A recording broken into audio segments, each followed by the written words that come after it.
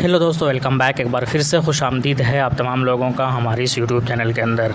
आइए दोस्तों, बात करेंगे इस वीडियो में गुजरात ओपिनियन पोल के बारे में। गुजरात में जो दोस्तों ज़बरदस्त तरीके से रोमांचक हो गया है मुकाबला, और पहले जहां पर बीजेपी और कांग्रेस के बीच में होता था, अब ये कांग्रेस और बीजेपी के बीच में ना होकर जो है AIM पार्टी की वजह से ये मुकाबला बहुत ही ज़बरदस्त, बहुत ही शानदार हो गया है। और इस मुकाबले में गुजरात चुनाव में जो है आप ने यानी केजरीवाल ने और AIM की पार्टी ने जो है ज़बरदस्त तरीके ले आया है। इससे पहले निकाय चुनाव में भी इन दोनों की वजह से जो है बहुत सारे सीटों का नुकसान उठाना पड़ा था यहाँ पर कांग्रेस को और बीजेपी दोनों को ही। लेकिन आप और AIM की वजह से मुकाबला बहुत ही ज़बरदस्त हो गया है दोस्तों। आइए देखते हैं कौन सी पार्टी कितनी सीटों पर जीत हासिल कर रही है, AIM की पार्टी कितनी सीटों पर जीत हासिल कर रही है, क्या परसेंटेज है, बाकी पार्टियों के क्या परसेंटेज है।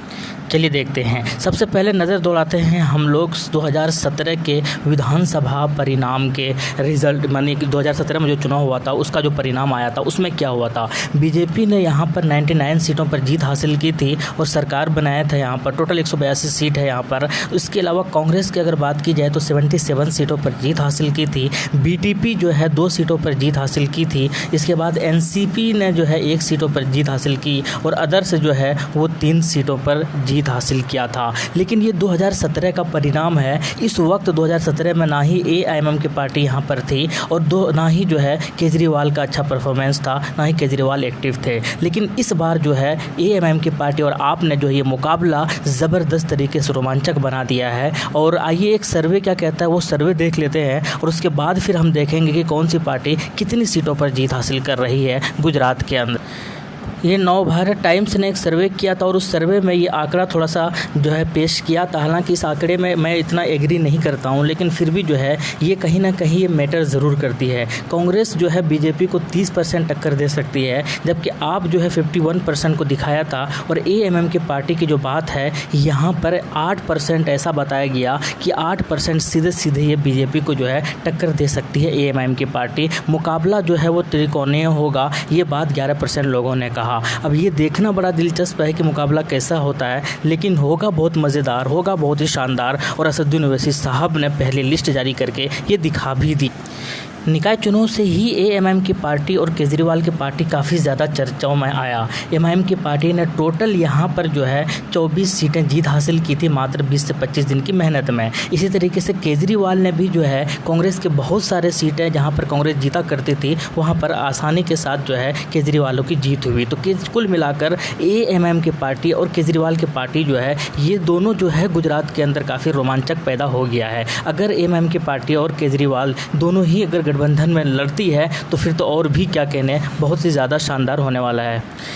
लेकिन अगर बात करें यहाँ पर बीजेपी को हराना इतना आसान है नहीं गुजरात के अंदर, क्योंकि इनका गढ़ है और लगातार जीतते हुए आ रहे हैं। अब तो ऐसा आंकड़ा और डाटा ये भी कह रहा है कि 20% मुस्लिम भी जो है बीजेपी को ही सपोर्ट करते हुए आ रही है 2007 के बाद। हुआ ये था कि 2002 के अंदर जब दंगा हुआ था तो मुसलमान ज़्यादातर जो है कांग्रेस को पसंद करने लगी थी, कांग्रेस को सपोर्ट करने लगी थी। लेकिन जो है उसके बाद जो है कांग्रेस ने मुसलमानों पर ध्यान नहीं दिया, जिसके बाद फ्रस्ट्रेट होकर जो है बाकी मुस्लिम जो भी है वो बीजेपी को शानदार प्रदर्शन जो है बीजेपी करते हुए आई मुसलमानों की मदद से। इसके अलावा केजरीवाल ने भी जो है एंट्री कर ली है। लेकिन 2022 के अंदर क्या होगा, इस चुनाव के अंदर क्या होगा, ये एक नज़र दौड़ाते हैं। बीजेपी इतने आसानी से हार मानने वाली नहीं है यहाँ पर गुजरात के अंदर, लेकिन अगर विपक्ष अच्छे तरीके से गठबंधन में आए तो हरा सकती है। लेकिन कुल मिलाकर यही है कि 182 में से 90 से 100 सीटों पर जो है आसानी के साथ जीत हासिल कर सकती है बीजेपी। ये बात माना जा रहा है। सर्वे भी कह रहे हैं कि सरकार जो है